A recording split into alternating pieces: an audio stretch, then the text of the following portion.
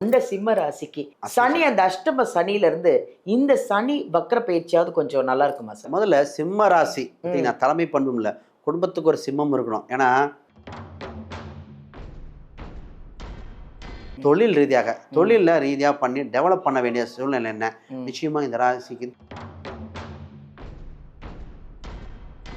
ஏன்னா இந்த ராசிக்கு 4ஆம் வீட்டை குரு பார்க்கும்போது மாணவர்கள் கல்வியில மேன்மை பெறுகிறது. அந்த கல்வியில என்ன அந்த சனி என்ன பண்ணுதுன்னா வெளிநாட்டு யோகத்தை கொடுத்துரும். நிறைய பேர்த்துக்கு ஒன்று ஹாஸ்டல் தங்கி படிக்கிறது, வெளி மாநிலம். இப்ப அவங்க கடன் பிரச்சனையிலேருந்து வெளில வரதுக்கு ஏதாவது வாய்ப்புகள் இருக்கா? நிச்சயமா நல்ல கேள்வியா கேட்டீங்க. நிறைய எனக்கு சிம்ம ராசிக்காரங்க நிறைய ஃப்ரெண்ட்ஸ் எல்லாரும் கடன்ல தான் இருக்காங்க. இல்லை, இந்த சிம்ம ராசி அன்பர்கள் கடன் சம்பந்தப்பட்டது அது சுப கடனா அசுப கடனா விஷயம் இருக்கு.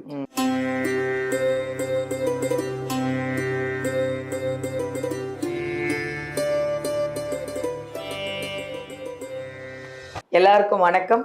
நான் உங்கள் பாலாம்பிகா. உலகமெல்லாம் பார்த்து ரசித்து எங்களுக்கு அவ்வளோ கமெண்ட் கொடுத்து ஒரு பாசிட்டிவான ஒரு எனர்ஜியை கொடுத்து எங்கள் ஜோதிடர் யுகம் சேனலை வந்து நீங்கள் அவ்வளோ பிரபலமாக்கி இவ்வளோ கமெண்ட்ஸு இவ்வளோ சந்தோஷமாக இருக்குது. நீங்கள் எங்களுக்கு இவ்வளோ வியூவர்ஸ் இருக்கும்போது ஒரு ஹாப்பி எங்களுக்கு. இன்னும் உங்களுக்கு நிறைய என்னென்ன 12 ராசிக்கு என்னென்ன இருக்குது எல்லாம் எடுத்துகிட்டு வந்து உங்களுக்கு சேர்க்கணுன்னு நாங்கள் அப்படியே ஒரு நாளும் நாங்கள் எடுத்துக்கிட்டு இருக்கோம், உங்களுக்காக எடுத்துக்கிட்டு இருக்கோம்.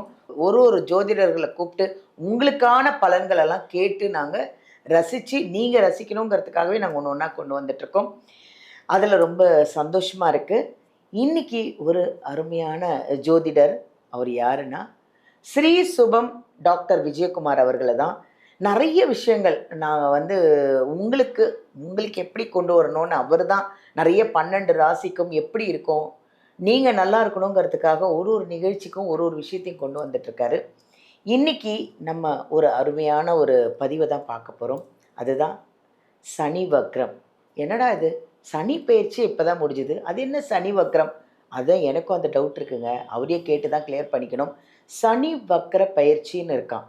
அதுவும் இந்த சனி வக்ர பயிற்சியில் யார்கிட்டையாவது ஒரு முக்கியமான ஆள்கிட்டேருந்து உங்களுக்கு ஒரு அழைப்பு வருமா? அந்த அழைப்பில் பாசிட்டிவ் இருக்கா, நெகட்டிவ் இருக்கா, பெரிய அதிர்ஷ்டம் திடீர்னு வந்துடுதா, இல்லை ஏதாவது அந்த 12 ராசியில் ஏதாவது சில ராசிக்கு ஏதாவது நெகட்டிவ் இருக்கா? ஏன்னா நீங்கள் ஜாக்கிரதையாக இருக்கணுங்கிறதுக்காகத்தான் இத்தனையும் நாங்கள் அவரை கேட்டு தெரிஞ்சுக்க போகிறோம். ஸோ நீங்கள் ஃபுல்லாக வீடியோ பாருங்கள், ஸ்கிப் பண்ணிடாதீங்க. உங்களுக்கான பதிவு இது. ஓகேவா? பார்ப்போம் அவரை. வணக்கம் சார். வணக்கம் மேடம். எப்படி இருக்கீங்க? நல்லா இருக்கேன். அருமையாக. நல்லா இருக்கீங்களா? நல்லா இருக்கேன் சார். சார் நம்ம சனி வக்ர பயிற்சி, அதாவது சனி பயிற்சி இப்போ தான் முடிஞ்சுது. அது என்ன சார் சனி வக்ர பயிற்சி? சனி வக்ர பயிற்சின்னா என்ன? அது எப்போ வருது? யாரும் ஒரு புதுசாக ஒரு ஆள்கிட்டேருந்து ஒரு அழைப்பு வருமாமே. நீங்கள் தான் சொன்னீங்க. அந்த அழைப்பு ஒரு ராசிக்கும் எப்படி இருக்கும்? நெகட்டிவாக இருக்குமா, பாசிட்டிவாக இருக்குமா? சொல்லுங்கள். அவங்கெல்லாம் ஃபுல்லாக பார்த்துட்ருக்காங்க, கேர்ஃபுல்லாகவும் இருப்பாங்க. நிச்சயமாக. முதல்ல சனி வக்ர பயிற்சி இது திருக்கணித அடிப்படையில் நம்ம சொல்கிறோம். இப்போ ஒவ்வொரு காலகட்டத்திலும் சனி என்ற கிரகம் வக்ரகதியில் வரும் பொழுது அதோட பிளானட்டோட ஸ்பீடு லெவல் குறையும். அப்போ சனி வக்ரகதியில் வேலை செய்யும்போது இத்தனை நாளாக சனி கெடுதலை செய்திருந்தால் நல்லது செய்வார், நல்லது செய்திருந்தால் கெடுதல், அப்படியே தன் பலனை சுயமாக மாற்றிக்கொள்கிறார். அப்போ அஸ்ட்ரானமிக்கல் பாயிண்ட் ஆஃப் வியூவில் சிம்பிளாக புரியணும்னா சனிக்கு 5லிருந்து 9 வரைக்கும் சூரியன் வரும்போது வக்ரம் பெறுங்கிறது. இப்போ முக்கியமான விஷயம் என்னன்னா நிறைய பேர் வாழ்க்கையில் ஒரு சில வாய்ப்புகளை தவற விட்டுருப்பாங்க. தொழில் ரீதியாக, வேலை ரீதியாக, திருமண ரீதியாக. அப்போ அங்கேருந்து ஒரு ஃபோன் கால் வந்து உனக்கு வேலை இல்லைன்னு சொன்னேன் வா அப்படின்னு சொன்னால் அப்படி இருக்கும். முதல்ல நாங்கள் இந்த வரன் வேணான்னு சொன்னோம், திருப்பி அவங்களே கேட்குறாங்கன்னா ஒரு பாசிட்டிவாக ஆகிடாது. அப்போ ஒரு காதல் சம்பந்தப்பட்ட திருமண வயதுடைய ஆண் பெண்கள் முதல்ல நோன்னு சொன்னாங்க, இப்போ சரின்னு சொல்கிறாங்க. வெளிநாட்டு வாய்ப்புகள் ஃபஸ்ட்டு ரிஜெக்ட் ஆச்சு சார், திருப்பி அதே பாஸ்போர்ட் ஆஃபீஸில் கூப்பிட்றாங்க. அப்போ லைஃப் சேஞ்சிங் மூவ்மெண்ட் நடக்குது இந்த 12 ராசிகளுக்கும்.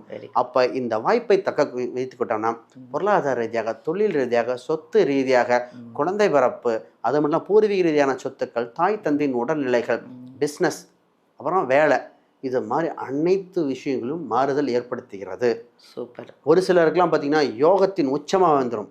ஒரு சிலர்லாம் சார் கவனமாக இருந்துக்கணும், ஏன்னா இதை கவனமாக இருந்துக்கிட்டால் சேஃப் ஆயிடுவீங்க, உங்களுக்கு அது கெடுதலாக மாறாமல் இருக்கிறதுக்கு. அப்போ ஒவ்வொரு ராசி அடிப்படையிலும் இருக்கின்ற கிரக அமைப்பில் மிகப்பெரிய மாறுதல் ஏற்படுகிற காலகட்டம் இதுதான்.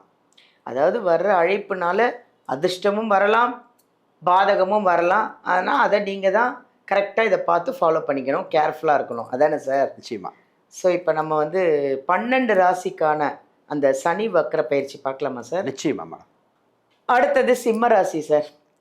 அதாவது இந்த சிம்ம ராசி உங்களுக்கே தெரியும், கோவப்படுவாங்க. ஆனால் காரணம் இல்லாமல் கோவப்பட மாட்டாங்க.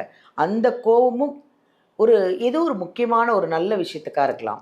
அடுத்தது ஒரு தலைமை பொறுப்போடு இருக்கிறவங்க தான் இந்த சிம்ம ராசிக்காரங்க. அடுத்தது இந்த சிம்ம ராசி வந்து உங்களுக்கே தெரிஞ்சிருக்கோம் சார், அஷ்டம சனியில் ரொம்ப கஷ்டப்பட்டுட்டாங்க சார்.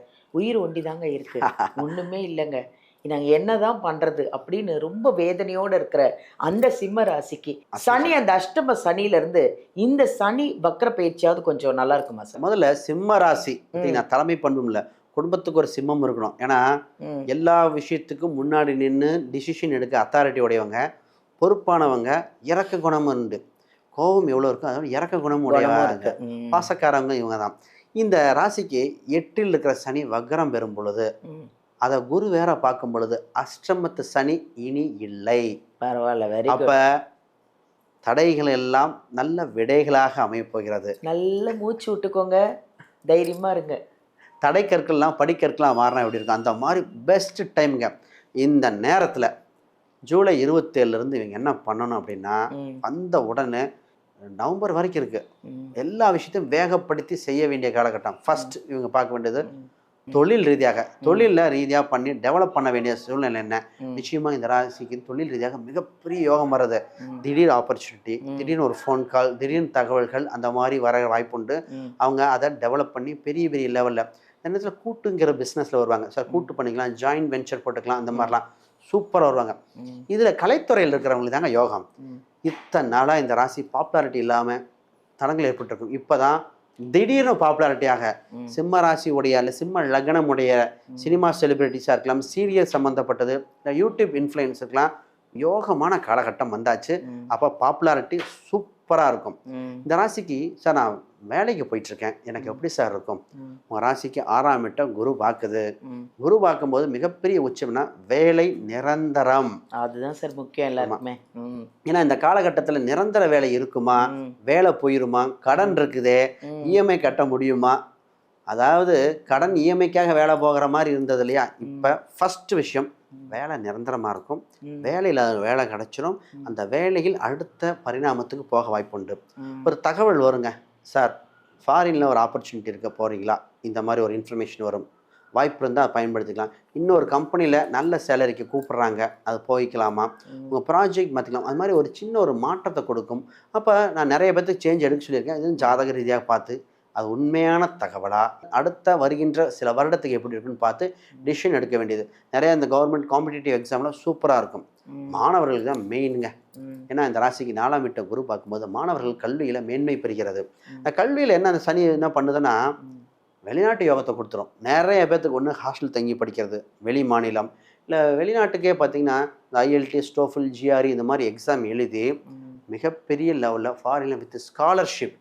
அப்போ செலவினங்கள் பண்ணாமல் அங்கேயே வேலை வந்து நீயே படி அப்படின்னு சொன்னால் எப்படி இருக்கும்? இந்த ராசிக்கு யூரோப் வகையில் அதிகமாக இருக்குது, குறிப்பாக ஆஸ்திரேலியா, நியூசிலாண்டில் அதிகமாக இருக்குது. இது அதிகம். யூஎஸ் கிடைக்காதா? நான் அப்படி சொல்ல, அது ஜாதக ரீதியாக பார்க்கணும். கோச்சார கிரக ரீதியாக நான் சொல்லியிருக்கேன். அப்போ பெஸ்ட் டைமாக இருக்குங்க. இப்போ அவங்க கடன் பிரச்சனையிலேருந்து வெளில வரதுக்கு ஏதாவது வாய்ப்புகள் இருக்கா? நிச்சயமா நல்ல கேள்வியாக கேட்டீங்க. நிறைய எனக்கு சிம்ம ராசிக்காரங்க நிறைய ஃப்ரெண்ட்ஸ் எல்லாரும் கடனில் தான் இருக்காங்க. இல்லை, இந்த சிம்ம ராசி அன்பர்கள் கடன் சம்மந்தப்பட்டது அது சுப கடனா அசுப கடனா விஷயம் இருக்கு. இவங்க இந்த நேரத்தில் இவங்க புரிஞ்சிக்க வேண்டியது, நான் வாங்குகின்ற பொருள் விலை உயருகின்ற பொருள் கடன்னா தப்பிச்சிருவாங்க, விலை குறையிற கடனா மாட்டிக்குவாங்க. இப்போ எக்ஸாம்பிள், இப்போ நகையில் இன்வெஸ்ட் பண்ணால் அதிகமாக இருக்கும். ஸோ ஒரு இடம் வீடு வாங்கியிருக்கேன் சார்னா அது விலை கூடிடும். இதே கார் வாங்கியிருக்காங்கன்னா இதை விட்டு இறங்கின அடுத்த செகண்ட் 30% கம்மி. அப்போ நீங்கள் எதில் இன்வெஸ்ட் பண்ணியிருக்கீங்கன்னு. அப்போ நீங்கள் வாங்க கடன்கிறது சுப கடனா அசுபமாக பார்க்கணும். ஃபஸ்ட்டு கடன் தத்தளித்தவர்கள் கடனை அடைக்க வழி பிறக்கின்றன. முதல்ல இந்த ராசி கிரெடிட் கார்டு கடனில் தாங்க மாட்டிக்கிச்சு. கிரெடிட் கார்டை பயன்படுத்தி அது தெரியாமல் விட்டுட்டாங்க. அந்த கடனை அடைச்சி வெளியே வரக்கூடிய கால சூழ்நிலை வந்தாச்சு. அப்போ இவங்களுக்கு ஒரு யோக காலகட்டமாக இருக்கிறனால சரியாக பயன்படுத்திக்கிட்டால் ஜெயித்து கொண்டே இருப்பார்கள். இவங்களுக்கு ஒரே ஒரு உறவு திடீர்னு ஒருத்தங்க இன்ட்ரடியூஸ் ஆகிறாங்க, அதில் கொஞ்சம் கவனமாக இருக்கணும். அது ரைட்டான உறவா? ஏன்னா இவங்க ஜென்ரலாக கூட பேசிகிட்டு இருப்பாங்க, அவங்க என்ன நினைக்கிறாங்கன்னு தெரியாது. இந்த நேரத்தில் இதில் கவனமாக இருக்கணும். அந்த பிஸ்னஸ் ரீதியாக இருக்கலாம், திடீர் நண்பர்களாக இருக்கலாம், அதை கொஞ்சம் கவனமாக இருக்கணும். அந்த உறவு நல்லா பழகுறாங்களா, நட்பு ரீதியாக அப்படிங்கிறத கூட கொஞ்சம் அது ஒன்று மட்டும் பார்த்து கவனமாக இருங்க. நன்றி நன்றி, தேங்க்யூ சார். நல்லா அழகாக சொன்னீங்க அந்த ராசிக்கு. அதாவது ரொம்ப அழகான பதிவு, அழகான ஒரு இந்த ராசிக்குள்ளான பாசிட்டிவ் அண்ட் நெகட்டிவ். இது யாருக்காக? உங்களுக்காக தாங்க இந்த பதிவே. நீங்கள் நல்லா இருக்கணும், நீங்கள் கேர்ஃபுல்லாக இருக்கணும். பாசிட்டிவாக நடந்தால் சந்தோஷம் தானே, பட் நெகட்டிவாக இருக்குது அப்படின்னா நீங்கள் ஜாக்கிரதையாக இருக்கணும் அப்படிங்கிறதுக்காக தான் இந்த பதிவு. இது ஃபுல்லாக பார்த்தீங்கன்னா தான் உங்களுக்கு அவர் என்ன சொல்கிறாரு அப்படிங்கிறதும் நீங்கள் கவனமாக இருக்கிறதுக்கு இது ஒரு நல்ல ஒரு சான்ஸு. ஸ்ரீ சுபம் டாக்டர் விஜயகுமார் அவர்கள் ஜாதகம், இது ஜாதக புக்கு. உங்களுக்கு ஜாதகம் கற்றுக்கணும், நான் என் ராசியை நானே கற்றுக்கணும், ஜாதகம் பார்க்கணும் அப்படின்னு நிறைய பேர் பிரியப்படுவீங்க. இந்த புக்கை வாங்கிக்கோங்க. அமேசானில் இருக்குது, ஃப்ளிப்கார்ட்டில் இருக்குது. இதை வாங்கி ஈஸியாக கற்றுக்கலாம். நீங்கள் ஈஸியாக படித்து நீங்களே ஜாதகம் பார்க்கலாம். உங்களுடைய ராசி பலன் என்ன, உங்களுடைய நட்சத்திரம் என்ன, உங்களுடைய ஜாதகம் என்ன, எல்லாம் நீங்கள் கற்றுக்கலாம். சப்போஸ் உங்களுக்கு அமேசானில் ஃப்ளிப்கார்ட்டில் கிடைக்கல, இல்லை வாங்க தெரியலனா வீடியோலேருந்து நம்பர் எடுத்து நம்ம விஜயகுமார் சார்கிட்டே கேட்டு இந்த புக்கை வாங்கிக்கோங்க. இது பயங்கர யூஸ்ஃபுல்லான புக்கு உங்களுக்கு எல்லாருக்குமே. ஓகேவா? விருப்பம் உள்ளவங்க கண்டிப்பாக அதை வாங்கிக்கோங்க. நன்றி.